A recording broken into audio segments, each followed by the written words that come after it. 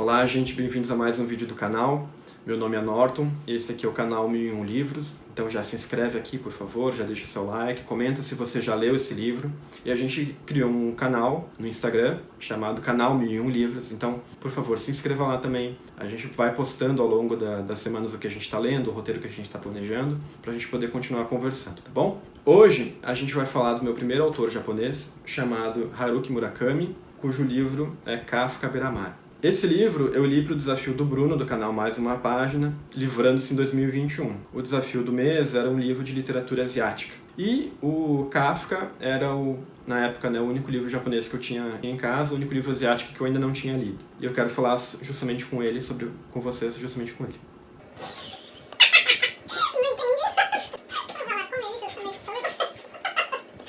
E é sobre esse livro que eu quero conversar com vocês hoje, tá bom? Esse vídeo deu bastante trabalho para mim e para minha irmã, a gente ficou umas 5 horas conversando e montando o roteiro, porque a história ela é bem complexa e ela é muito fumada. Ela tem uns elementos aqui bem... um pouco fora da caixa. Fica difícil contar essa história sem parecer uma história sem pé nem cabeça. Então a gente dividiu esse vídeo em 5 partes. Quais são? A primeira, uma breve apresentação.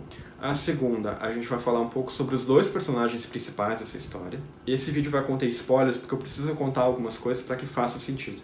Então a terceira parte, ela é um pouco da narrativa e da história que a gente vai contar. A quarta são algumas observações que a gente tirou da leitura. E quinta parte é uma breve conclusão e do que eu achei, enfim, por que vale a pena ler esse livro. Bom, o Haruki Murakami, ele é um autor japonês, obviamente, mas ele é um autor bastante ocidentalizado. Ele morou nos Estados Unidos, ele é cotado ao Prêmio Nobel, então talvez ele seja um dos autores mais conhecidos, japonês aqui no Ocidente. E sobre o livro, ele é publicado em 2002 e o estilo da história é chamado de realismo mágico psicológico ou psicanalítico. Por quê? Ele mistura a realidade, as leis da física que a gente conhece, esse universo que todo mundo vive, com um quê de sobrenatural, um quê de mágico. Então nessa história desse livro especificamente, a gente vai ter fantasmas, a gente vai ter um senhor que conversa com gatos, uma pedra mágica que é um portal. Ele mistura alguns elementos de fantasia. Quando você for ler esse livro, é preciso ter a mente aberta, porque ele vai jogar muita coisa, muitas vezes não é explicado, vai ter alguns elementos mágicos, sobrenaturais, que você tem que estar ciente de que vai acontecer. Sobre o realismo mágico, ele começa nos anos 20 do século passado, na Alemanha, com o surrealismo. E essa vertente fica muito famosa nos anos 50 na América Latina, com o Luiz Borges e o Gabriel Garcia Marques. Tanto que o Gabriel Garcia Marques ganhou o Nobel por 100 anos de solidão e pelo conjunto da obra. E a partir dos anos 50, esse estilo literário se difunde para o resto do mundo. E hoje é bastante conhecido. A segunda parte, deixa eu apresentar um pouquinho os personagens. Literalmente, essa história é 50% do Kafka Tamura e 50% do Nakata. O Kafka é um menino de 15 anos, de uma família rica, que resolve fugir de casa. E a gente vai falar por que ele foge e tudo mais. E o Nakata é um senhor de idade que, na infância, ele sofre um trauma, ele sofre um acidente, ele fica um tempo em coma. Ele perde um pouco da memória do que vinha antes desse acidente. E ele tem as funções cognitivas prejudicadas. Ele nunca conseguiu aprender a ler e escrever, ele não consegue formar grandes raciocínios lógicos na cabeça dele, mas, em contrapartida, ele ganha algumas habilidades especiais. Uma delas é conseguir falar com gatos e cachorros. Quando você pegar para ler esse livro, é importante ter em mente que são, literalmente, 2 histórias em paralelos. Você, inclusive, se quiser, pode ler todos os capítulos pares, que é do Nakata, e todos os capítulos ímpares, que são do Kafka. E essas 2 histórias em paralelo, a partir do capítulo 20, você começa a perceber que toda ela está conectada, toda ela é uma grande trama e são vários elementos de quebra-cabeça que você tem que ir montando para que a história faça sentido. Terceira parte, narrativa. E aqui, gente, eu preciso falar um pouco sobre spoilers, enfim, mas esse é um livro que o que importa é a trajetória. Não é tanto, se acontece isso ou aquilo. E como ele tem muita reflexão existencial sobre a vida, o que eu vou falar aqui não vai comprometer de forma alguma a leitura de vocês. Primeiro personagem, que é o que eu mais gostei, que é o Kafka Tamura. Para começar, o Kafka é o nome que o menino fala. A história do Kafka é narrada em primeira pessoa e a gente nunca sabe necessariamente qual que é o primeiro nome dele. Kafka é o nome que ele se dá. Ele foge de casa. E por que ele foge de casa aos 15 anos? Quando ele era pequeno, a mãe dele e a irmã mais velha saem de casa. Então ele fica com esse trauma da mãe que o abandona.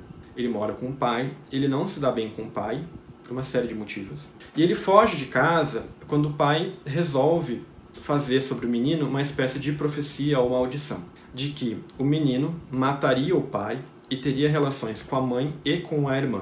Uma referência clara à peça grega de Sófocles, Édipo Rei. Sobre o Nakata, que é o nosso segundo personagem. Ele começa na infância com esse acidente e a história logo pula para ele já um senhor mais de idade que tem essa habilidade de falar com gatos. E a gente começa a história do Nakata com ele procurando uma gata fifi. Ele recebe uma pensão do governo, que é muito baixa, porque em função do acidente ele não consegue trabalhar direito, né? Ele tem as suas funções prejudicadas. Então ele recebe uma pensão e para complementar a renda, já que ele fala com animais, então, eu tenho um gato, o meu gato fugiu. Contrato o Nakata vai lá, conversa com os gatos da região, descobre onde é que está o gato e recebe uma recompensa por achar esse gatinho. Essa é basicamente a história do Nakata. Daí você fica pensando assim, tá, mas puxa vida, O que tem a ver um menino de 15 anos que foge de casa com um senhor de idade que fala com animais? Como é que essas duas histórias se entrelaçam? Sobre a narrativa do Kafka, tá? Ele então foge de casa, ele pega todo o dinheiro que o pai tinha e com essa grana ele foge, pega um ônibus e vai para uma ilha e vai especificamente para uma biblioteca que ele tinha pesquisado numa revista, uma biblioteca de referência no Japão.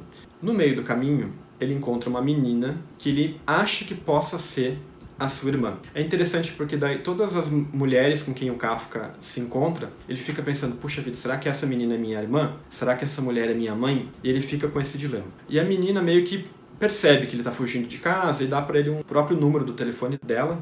E fala assim, Kafka, se você tiver problema, me liga que a gente conversa. Ele vai para essa biblioteca, ele vai para essa cidade, ele se hospeda num hotel, todo dia ele passa na biblioteca lendo, pesquisando, porque ele é um leitor voraz. Nessa biblioteca ele faz amizade com o bibliotecário, que vai ter um papel importante na história, o Oshima, e ele está vivendo a vida dele naquela biblioteca. Até que um certo dia, logo depois que ele chega, ele acorda misteriosamente atrás de um templo, que vai ser importante depois na história, com a camisa toda cheia de sangue, sem se lembrar o que aconteceu, a memória dele está meio dispersa.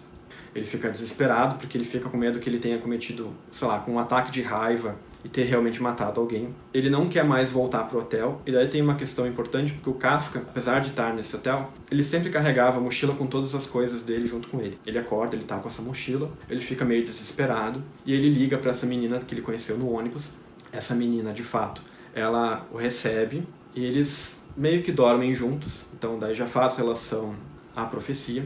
E no dia seguinte ele fala assim, não posso mais ficar aqui, eu me sinto mal e tal. E ele vai para essa biblioteca, fala com o Oshima e fala assim, eu preciso de ajuda, eu não sei o que fazer, eu acordei cheio de sangue. E o Oshima fala assim, não, tudo bem, eu vou tentar um emprego para você aqui na biblioteca e tem um quarto nos fundos que você pode ficar. Deixa eu só falar com a dona. Essa dona da biblioteca, essa bibliotecária, vai ter também um papel muito importante na história do próprio Kafka. Até, enfim, ele consegue se resolver lá entre o Oshima e a bibliotecária, e o Kafka consegue ficar trabalhando nessa biblioteca. Então tá lá o Kafka nessa biblioteca, daí no dia seguinte ele tá olhando o noticiário e ele recebe a notícia no jornal de que o pai dele apareceu morto, misteriosamente, ninguém sabe como nem porquê, e ele fica muito com medo, porque enfim, ele apareceu de fato sujo de sangue. 2, 3 dias depois, a polícia bate nessa biblioteca perguntando se alguém viu um menino assim assado, porque enfim, a criança desapareceu e logo depois o pai dessa criança aparece morto. Então a polícia começa a achar que esse cara, enfim, esse adolescente tem alguma coisa a ver. Eu vou parar por aqui, eu não quero mais dar muito spoiler, mas tudo que eu falei aqui é só os primeiros capítulos da vida do Kafka, pra gente poder continuar. Eu preciso pular agora pra parte do Nakata, para que vocês entendam como é que a história desse senhor de idade se conecta com a história do Kafka. Então, o Nakata, depois de contar essa parte do acidente, começa ele procurando essa gata Fifi. Bom, ele tá procurando a gata, parece ele conversando com um gato, e o gato fala assim, eu vi essa gata que o senhor tá procurando num terreno baldio, mais pro fim da rua. Vai lá, fica esperando lá, é provável que ela apareça. Só toma cuidado, Nakata, porque tem uma pessoa misteriosa, com um chapéu diferente, de bota, que aparece lá de vez em quando, e sempre que ele aparece, um gato desaparece. Toma cuidado com ele. A Nakata entende e vai lá para esse terreno baldio, fica esperando a tal da gata. E cara, do nada, aparece um cachorro, assim, Pensa um cachorro do mal, tá? Um cachorro do... E esse cachorro chega e fala assim, me segue, me acompanha. O Nakata, apesar de ele ter medo, a impressão que eu tive é que ele não tinha total conexão do que estava acontecendo, do que aquele cachorro representava. Tanto que quando o Nakata está seguindo esse cachorro, ele atravessa a cidade e as pessoas ficam olhando, um com medo do cachorro, porque, enfim, era um cachorro realmente do mal, e com muita raiva do Nakata, porque como assim um senhor de idade andando com um cachorro feroz desse, sem coleira, sem nada, aquela coisa toda, vai que o cachorro... Né, se desembesta e mata alguém. O Nakata vai andando, vai seguindo esse cachorro, ele entra numa mansão, essa mansão tá com o portão aberto, a porta aberta, o cachorro leva ele pra dentro de um escritório, e quem é que tá nesse escritório? Johnny Walker, exato, o cara da bebida, do whisky. Eles se apresentam e o Nakata fala assim, ó, senhor Johnny Walker, Nakata tá procurando a gata. O senhor a viu? Ele falou assim, talvez eu a tenha visto. Segue o cachorro, vai até a cozinha e abre a geladeira. Daí você fica pensando assim, puxa vida, o que? Coitado do gato se o gato estiver na geladeira. A Nakata vai, obedece, abre a geladeira e daí assim, essa cena, gente, é bizarra. Eu quase parei o livro aí. Só que ela piora. Nakata abre a geladeira. O que tem dentro da geladeira? Um monte de pote de geleia, vazio. E dentro desse pote tem cabeças de gato. Cabeças de gato. O Nakata olha aquilo, fica obviamente em choque, mas ele olha com calma e vê assim, não, a gata não tá aqui dentro, graças a Deus a gata não tá aqui. Ele volta pro escritório, fala, senhor Johnny Walker não tava lá. E o Johnny Walker fala assim, tudo bem, ela não tava lá, mas ela com certeza tá dentro desse saco. Ele pega esse saco e fala pro Nakata, eu te devolvo a gata se você me matar. E o Nakata fala, não, mas eu nunca matei ninguém, eu não sei como é que se mata, aquela coisa toda. E o Johnny Walker fala, não, você consegue matar. Eu sei que você consegue. E se você não conseguir, eu vou matar todos os gatos que estão nessa cesta. E o Nakata fala, não, eu não consigo. Ele puxa o primeiro gato e lembrem, o Nakata consegue entender os gatos. Então tudo que acontece com os gatinhos, o Nakata tá ouvindo e tá percebendo. Ele literalmente pega um bisturi, abre metade do gato, tira o coração, come o coração do gato, corta a cabeça do gato, separa a cabeça e joga o resto do corpo fora. O Nakata, enfim, fica em choque, mas não o mata. O cara pega o segundo, faz a mesma coisa, corta a cabeça, come o coração. No terceiro gato, é o tal do gato, a gata Fifi. E ele fica, meu Deus, né, não mata essa gata, não mata essa gata, não mata essa gata. E o Nakata, então, de fato, consternado, pega uma das facas que tinha em cima da mesa e mata, dá uma facada no Johnny Walker, dá várias facadas, enfim. Mata o cara, sai da mansão como, tipo, né, meio que fugido e sai de cena.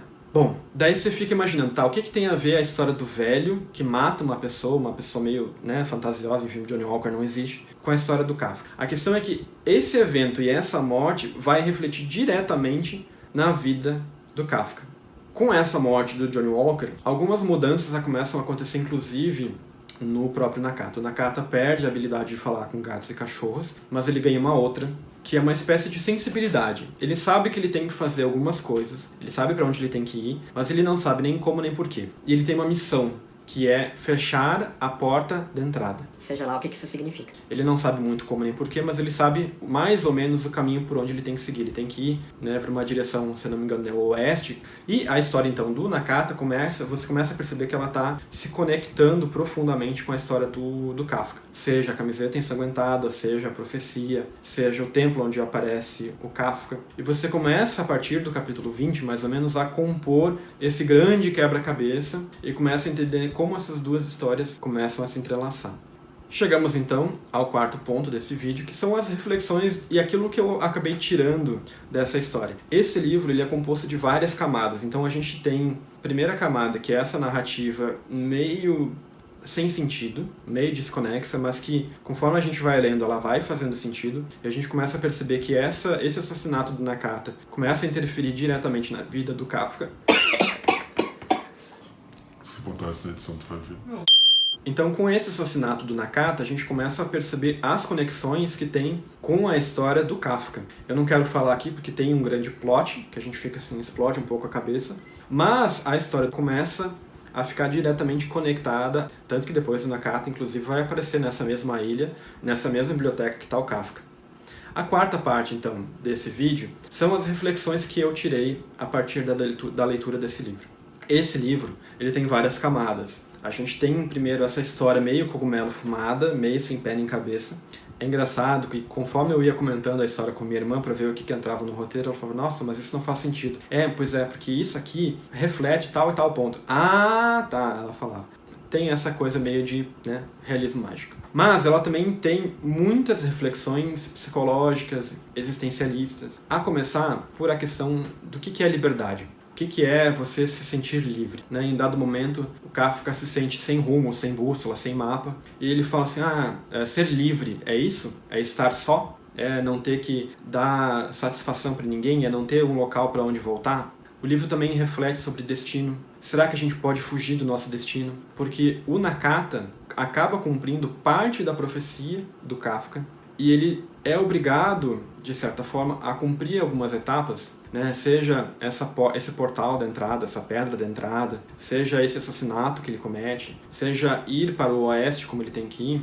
E o Kafka, apesar de fazer escolhas livres, ele também está intimamente ligado a essa profecia. Porque ao fugir de casa para justamente não matar o pai, que ele não se dava bem, mas não o odiava, e ir atrás da mãe, ele desencadeia uma série de eventos que vão justamente resultar no cumprimento dessa profecia. Ao fugir dela, ele vai de encontro a ela. Fica essa questão do, eu sou predestinado, tudo já está traçado. No livro ele fala, né, que nenhum encontro é casual, tudo é karmático, né, tudo é preparado para você, para que aquilo de fato aconteça. Então os eventos bons e ruins da sua vida, teoricamente já estão traçados e você não tem muito como fugir. Em uma conversa entre o Kafka e o Oshima, que é o bibliotecário, ele falou assim, se você talvez não tivesse me encontrado, você talvez chegasse ao mesmo resultado por vias diferentes. Então, no fim, você não tem muito como fugir do seu destino. Então essa é uma das grandes reflexões do livro que eu achei incrível, eu gosto muito. Então a gente tem uma discussão sobre liberdade, a segunda discussão sobre destino. Eu não tenho uma opinião formada sobre isso, então se vocês quiserem deixar nos comentários, se a gente realmente é livre, se a gente realmente tem liberdade de escolha, deixem aqui, é divertido de trocar uma ideia com vocês. A terceira reflexão que eu vejo, ele fala, entre muitas, sobre o papel do amor, né? Tem uma frase muito bonita, o Murakami me parece um excelente frasista, né? Meu livro está todo marcado, cheio de post-its, porque tem frases realmente muito bonitas, que ele fala que mais ou menos assim, porque enquanto amamos, estamos em busca de algo que nos falta, e por isso ficamos sempre tristes ao pensar nas pessoas que amamos, alguns um pouco mais, outros um pouco menos. Então ele tem essa questão do amor. Ele também fala sobre a questão do abandono, a questão do perdão, porque o Kafka ele precisa perdoar a mãe e a irmã que saíram de casa, ele também precisa perdoar o pai, em função da vida conturbada que ele levava com ele, para poder seguir a vida adiante. Também fala sobre morte, sobre perda, sobre memória, porque Kafka ao beira-mar é uma música, é uma letra muito bonita. Inclusive, eu recomendo que vocês voltem à letra dessa música, porque essa letra também é uma espécie de profecia, então mas eu já li isso aqui, onde é que tava? Tava na música. Então, toda a letra da música é uma espécie de profecia, é interessante que você volte e chegue lá. O livro também é uma grande metáfora para a vida, e isso é importante. Para cada coisa que o autor explica e justifica, ele deixa em aberto outras 5, 6. Então, se você for ler esse livro tentando racionalizar e tentando dar um significado a tudo que acontece, esse livro não vai funcionar para você. A ideia aqui é que você justamente abra a cabeça e não vou entender mesmo, e segue o baile. E por que eu acho que esse livro é uma grande metáfora para a vida? Porque na nossa vida a gente também tem uma série de eventos, bons e ruins. A gente também encontra e abandona várias pessoas ao longo da nossa vida e a gente nem sempre vai entender o porquê. E você tentar dar uma justificativa, uma explicação para tudo que acontece, a impressão que eu tenho é que se você faz isso no livro, o livro perde a graça. E se você faz isso com a vida deixa também de ser vivida. Então viva da melhor maneira possível, dentro das leis e da ética, mas viva a sua vida sem tentar dar sempre um significado espiritual, místico. E se divirta, a gente só tem esse tempo que está aqui, então aproveite. Aproveite a vida e aproveite esse livro também, sem tentar botar tudo em caixinhas. Entre outras tantas reflexões do livro, eu quero inclusive que vocês deixem nos comentários o que vocês pegaram, quais são as metáforas que vocês perceberam, quais as conexões, porque ele é realmente um livro muito rico. Ele vai falar sobre música clássica, sobre filme clássico, sobre livro clássico, então cultura pop, então ele é realmente muito, muito bacana. Depois dessas reflexões, liberdade, destino, amor, perda, perdão, eu queria falar sobre o quinto ponto, que são algumas conclusões e por que eu acho que, para quem for ler esse livro, eu recomendo que todo mundo leia e releia, duas coisas que no início me incomodou bastante, que como eu falei, o livro é composto de duas narrativas em paralelo. Então você tem a história do Kafka e a história do Nakata. Isso no início é ruim, porque foi apresentado um personagem, você quer saber o que acontece com esse personagem. Mas aí para a história, pula para o outro. Daí acontece um negócio que você fica... Puxa vida, o que vai acontecer? Será que o personagem sobreviveu? Para a história, muda para outro personagem. Então, é sempre uma quebra de clímax no livro. Mas aí a gente percebe a qualidade do autor. Porque conforme o autor vai dando um gancho para a história do Kafka, ele deixa um gancho para a história do Nakata. Então as duas histórias elas têm um ritmo muito alinhado. Então conforme a história de um começa a decolar, a história do outro decola também. Então, tudo bem, você parou na história ali do Nakata matando esse Johnny Walker, mas a história do Kafka tá igualmente interessante e você fica eletrizado. Então assim, esse livro é um livro que o todo é maior do que a soma das partes. Porque assim como você quer ler muito rápido o que acontece com a história de um personagem, você quer ler muito rápido o que acontece com outro. Isso te dá uma celeridade muito legal na narrativa. Fazia tempo que eu não li um livro assim que te dava um ritmo tão grande. Ele é muito eficiente nessa questão de construção de narrativa. A outra consideração que eu queria colocar é que ele realmente é um livro que te tira um pouco da zona de conforto. Ele tem muitos mistérios que você não vai entender e não entenda mesmo, né? Não fique querendo entender tudo. Ele tem essa questão dos gatos, que acaba sendo um pouco violenta. Eu quase parei o livro ali. Mas quando você chegar nessa parte, avance e persevere, porque o livro realmente é muito bonito. Ele é muito poético. Ele tem reflexões muito legais. E é realmente uma ótima porta de entrada tanto para o autor quanto para a literatura japonesa. É verdade que, como esse autor morou um tempo nos Estados Unidos, bebeu muito da literatura norte-americana, ele talvez não seja um autor tão raiz japonês. Então, se você quer ler outros autores japoneses mais clássicos, converse nos comentários, eu posso passar uma listinha, eu também quero ler outras coisas. Mas esse é um livro que é um tipo de literatura que eu não estava acostumado. É diferente da literatura russa porque ele tem um plot, ele tem uma ação, ele tem um ritmo muito elevado, muito rápido, mas ele também tem momentos de respiro e de contemplação da natureza, do universo, do que é a morte, do que é a vida, do que é a liberdade, que realmente eu não vi em outras literaturas. Recomendo fortemente esse livro, Kafka à Beira-Mar, do Haruki Murakami, e se inscrevam no canal, deixem o seu like, compartilhem e a gente volta a conversar, tá bom? Muito obrigado e até a próxima.